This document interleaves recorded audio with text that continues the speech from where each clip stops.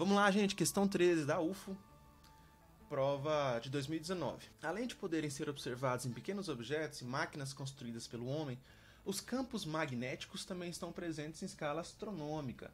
As estrelas, como o Sol, produzem intensos campos, criando ao seu redor o que se chama de magnetosfera. Existem objetos estelares capazes de produzir campos magnéticos absurdamente altos, como que ocorre nos pulsares, restos mortais de estrelas gigantes construídas apenas por nêutrons.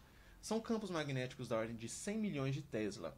Perto deles, o campo magnético produzido pela Terra é quase nada. Sua intensidade está na ordem de 0,0001 Tesla, bem menor do que a de um ímã de geladeira. Mesmo assim, o campo magnético terrestre é de fundamental importância para o desenvolvimento de vida por aqui. O fato de o planeta possuir um campo magnético impede que partículas com alta energia vindas do espaço interestelar ou do próprio Sol atinjam a nossa superfície, o que poderia ser prejudicial a diversas formas de vida, inclusive a nossa. Beleza, né? Vamos... Esse é o texto motivador, né? Vamos às alternativas, às afirmações. Número 1. As partículas com alta energia vindas do espaço interestelar ou do próprio Sol, citadas no texto, quando eletrizadas e sob a ação do campo magnético terrestre, são responsáveis pela formação das auroras polares. Então, gente, verdadeiro ou falso? Galera, vamos acompanhar aqui esse desenho que eu trago para vocês aqui para tentar explicar. Aqui tem um Sol e ele manda assim, esse chamado vento solar, né, para a direção da Terra.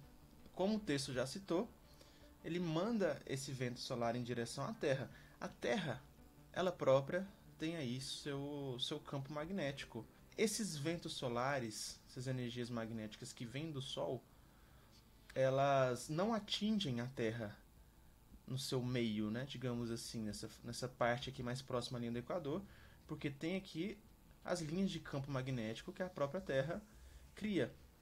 Só que nos polos, como há uma curva, né, das linhas de campo magnético que saem ou entram nos polos, as linhas de campo magnético vindo do Sol, elas também se concentram, podemos dizer assim, nos polos. E aí sim, essas partículas de alta energia que vêm do Sol para a Terra, elas se concentram nos polos e acabam gerando uma reação química quando chega na magnetosfera, na atmosfera terrestre, gerando essas cores que são as auroras. Esse item 1, ele está sim verdadeiro. Então, são responsáveis sim pela formação das auroras polares, correto? Então, ele é verdadeiro. Vamos seguir.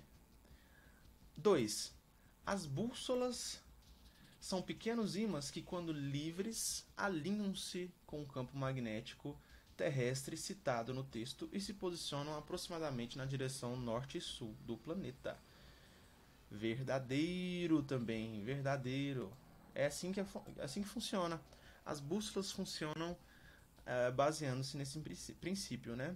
São ímãs e eles se alinham com as linhas de campo magnético terrestre.